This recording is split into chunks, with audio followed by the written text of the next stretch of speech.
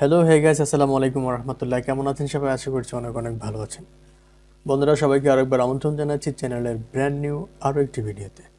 বন্ধুরা, গতকাল অর্থাৎ 9 জানুয়ারি ইন্ডিয়ান মার্কেটে অফিসিয়ালি লঞ্চ হয়ে গেল রিয়েলমি 10 এই ফোনটি। আর বন্ধুরা, এই ফোনটি ইন্ডিয়ান মার্কেটে বেস ভ্যারিয়েন্টে প্রাইস রাখা হয়েছে 12,999 রুপি।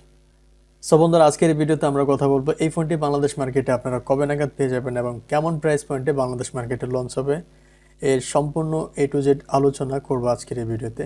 সো সম্পূর্ণ ভিডিও জুড়ে আমাদের সাথেই থাকুন। বন্ধুরা, প্রথমে কথা বলে নিই এই ফোনটির ডিজাইন এবং বিল্ড কোয়ালিটি নিয়ে। বন্ধুরা, এই ফোনের থিকনেসে আপনারা পেয়ে যাবেন মাত্র 8 মিলিমিটার এবং ওজনে আপনারা পেয়ে যাবেন মাত্র 178 গ্রাম। তো সেক্ষেত্রে বলা যায় এই ফোনটি খুবই স্লিম এবং লাইট ওয়েট একটা ফোন।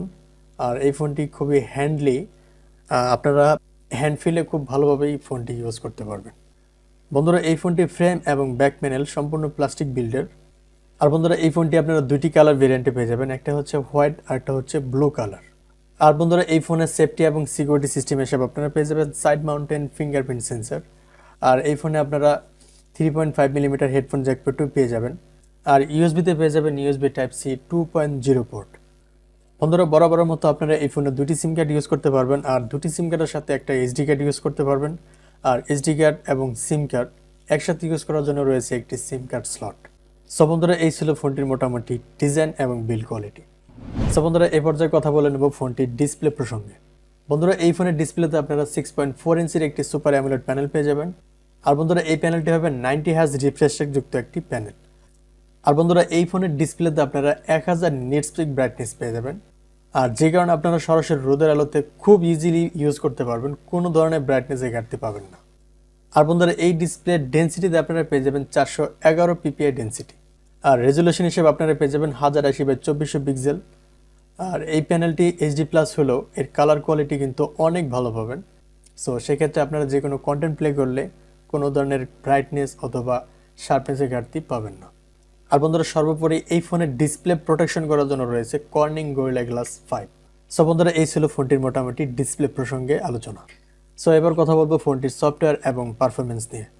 বন্ধুরা, এই ফোনটি রান করা হয়েছে অ্যান্ড্রয়েড 12 দিয়ে, যার ব্যাকএন্ডে আপনারা পেয়ে যাবেন রিয়েলমি ইউআই 3.0। আর বন্ধুরা, এই ফোনের চিপসেট হিসেবে আপনারা পেয়ে যাবেন মিডিয়াটেক হিলিও G99 এই চিপসেটটি। বন্ধুরা, মিডিয়াটেক হিলিও চিপসেটের মধ্যে জি সিরিজের চিপসেটটা হচ্ছে সবচেয়ে বেস্ট চিপসেট, আর এটা হচ্ছে G99 চিপসেট। সো এটা হচ্ছে জি সিরিজের সর্বশ্রেষ্ঠ চিপসেট। বন্ধুরা, এই ফোনের চিপসেটের অ্যান্টুটি স্কোর হচ্ছে প্রায় 4 লাখের কাছাকাছি। সো বুঝতে পারছেন এই ফোনের চিপসেটের পারফরমেন্স কতটা বেটার হবে। তো বন্ধুরা, সেক্ষেত্রে বলা যাচ্ছে এই ফোন দিয়ে আপনারা হাই গ্রাফিক্সের গেমগুলো খেলতে পারবেন। তবে হাই গ্রাফিক্সের গেমগুলো হাই সেটিংসে না খেলে মিডিয়াম সেটিংসে খেললে অনায়াসে খেলতে পারবেন, সেক্ষেত্রে কোনো ধরনের ল্যাগ বা ফ্রেম ড্রপ হবে না। আর এন্ট্রি লেভেলের যে গেমগুলো আছে সেগুলো আপনারা অনায়াসে দিব্যি খেলতে পারবেন, সেক্ষেত্রে কোনো ধরনের ল্যাগ বা ফ্রেম ড্রপ হবে না। আর বন্ধুরা, এই ফোনের জিপিওতে আপনারা পেয়ে যাবেন মালে G57MC2। বন্ধুরা, এই ফোনের স্টোরেজ ভেরিয়েন্ট আপনারা পেয়ে যাবেন 5টি স্টোরেজ ভেরিয়েন্ট: 464, 4128, 6128, 8128 এবং 8256 জিবি। বন্ধুরা, এই ফোনের রেয়ারে আপনারা দুটি ক্যামেরা পেয়ে যাবেন, যার মেন সেন্সরে আপনারা পাবেন 50 মেগাপিক্সেলের একটি ওয়াইড সেন্সর যা f1.8 অ্যাপারচার, এবং সেকেন্ড ক্যামেরা হিসেবে আপনারা পেয়ে যাবেন 2 মেগাপিক্সেলের একটি ডেপথ সেন্সর যা 2.4 অ্যাপারচার। আর বন্ধুরা, এই ফোনের ব্যাক ক্যামেরা দিয়ে আপনারা সর্বোচ্চ 1080p-তে 30 fps পর্যন্ত শ্যুট করতে পারবেন। আর বন্ধুরা, এই ফোনের সেলফি ক্যামেরায় আপনারা পেয়ে যাবেন 16 মেগাপিক্সেলের একটি ওয়াইড সেন্সর যা 2.5 অ্যাপারচার। আর বন্ধুরা, সেলফি ক্যামেরা দিয়ে আপনারা সর্বোচ্চ 1080p-তে 30 fps পর্যন্ত শ্যুট করতে পারবেন। আর বন্ধুরা, এই ফোনে আপনারা বরাবরের মতো 5000 mAh-এর একটি ব্যাটারি পেয়ে যাবেন, এবং চার্জার হিসেবে আপনারা পেয়ে যাবেন 33 ওয়াটের একটি ফাস্ট চার্জার। সো বন্ধুরা, এই ফোনটি ইন্ডিয়ান মার্কেটে বেস ভ্যারিয়েন্টের প্রাইস রাখা হয়েছে 12,999 রুপি, যেটা বাংলাতে কনভার্ট করলে প্রায় 15,000 টাকার মতো আসে।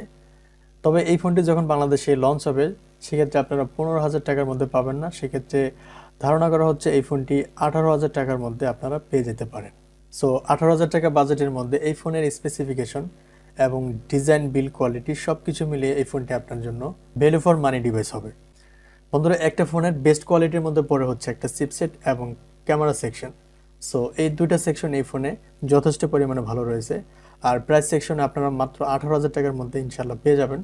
সো সেক্ষেত্রে বলা যাচ্ছে এই ফোনটি আপনার জন্য ভ্যালু ফর মানি ডিভাইস হবে।